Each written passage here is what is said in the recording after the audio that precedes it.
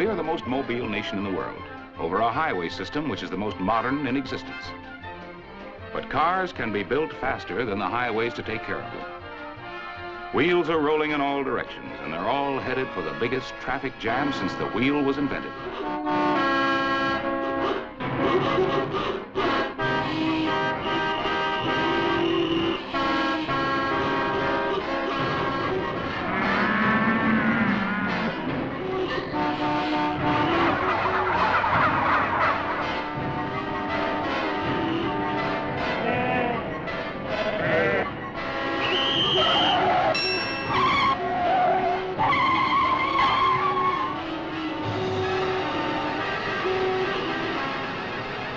Where does the harassed commuter go from here? Let's take a look ahead and see what the commuter can hope for in the future.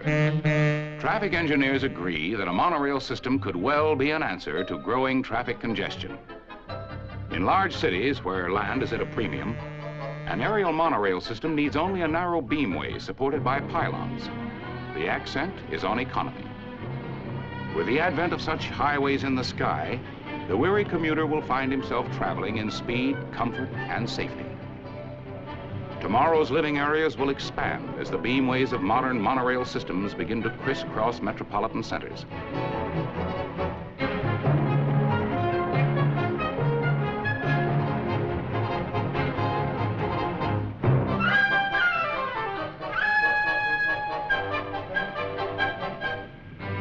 But when is tomorrow? In Disneyland, a monorail system is being put into operation, and the future in transportation can be enjoyed today. And here comes the Disneyland Alweg monorail coach for its first official run, pulling up to the loading platform where the dedication ceremonies will take place, and the ribbon across the track will be officially clipped. Everyone here on the loading platform, dignitaries, celebrities, and special guests are cheering as the monorail pulls in. And now, there is Vice President Nixon waiting. This is your spot, Walt. Take it away. To open the first operative monorail system in America, it is our good fortune to have our friend and fellow Californian, the Vice President of the United States, Mr. Richard Nixon, and his charming family, Mrs. Pat Nixon, Julia, and Patricia, his daughters. Mr. Nixon, our Vice President. Well, thank you very much, Walt. I want to say that this has really been one of the most exciting and interesting days that I've ever had in my life. And I'm sure that's true of all the others who are here at Disneyland to participate in these various ceremonies opening these wonderful new exhibits which we have here. I think you'll be interested to know, and I know that our television and radio listeners will be interested to know, that when my wife and I were planning this trip and talking it over with our two daughters, we asked them what they wanted to do most when they came to California. And they said, we want to see our grandmother and go to Disneyland. Now, I can tell you, however, that that is not only the case with regard to young people all over the country, but it's true of the dignitaries who come to Washington from other lands. I remember President Sukarno also wanted to come to Disneyland and has been here, as you know. The King of Belgium, the King of Morocco. From all over the world, people, whether they're adults or children, want to come to Disneyland to see America, the past, the present, and the future. And so, consequently, I just want to take this opportunity to say what a fine job we think Disneyland has been doing in letting all of us, for a brief few hours, have an interlude in our rather busy lives and to participate in a feeling about the traditions, the dreams, the hopes of this great country of ours. Now, of course, comes the time for the dedication, and although you and I, the adults up here, are probably just as interested in riding in this as the children, since this first monorail system is a system for the future, and since, of course, Disneyland is a place which children love above everybody else, I think it would be nice if our two daughters, Patricia and Julie, would cut this ribbon. And if they would like to do that, we'll step back and let them do the job.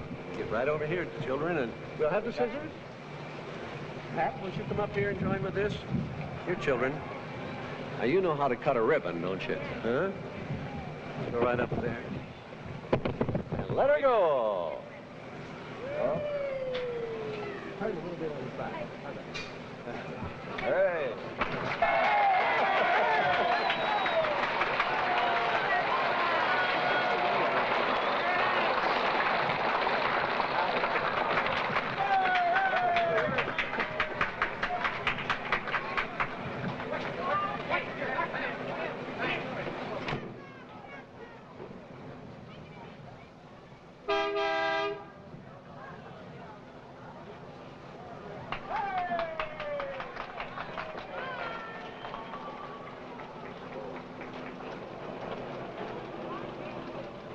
The train is moving now into place for loading for the first official ride, and there comes Bob Cummings and Mary Cummings and their family of 3 or 4, or maybe all 5 of them are out here today.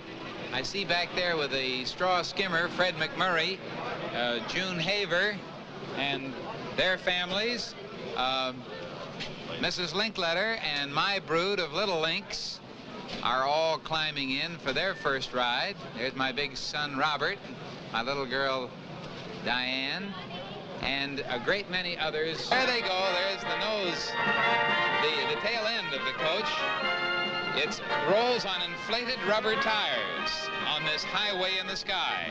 The whole thing is controlled by the most modern electronic signal system, and it rides around over the Autopia and then across its own track and over the actual lagoon where the submarines are going in and out, or are preparing to. Isn't that a beautiful overhead shot?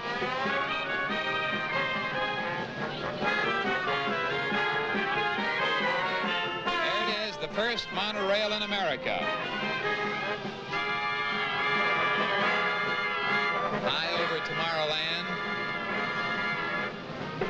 cruising over the motorboat ride, over some more of the Autopias filled with youngsters riding their miniature cars.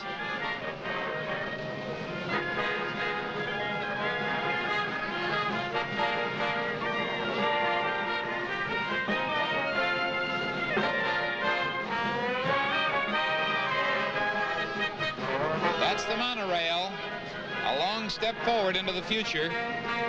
Today, you're seeing America's first scheduled monorail system in operation.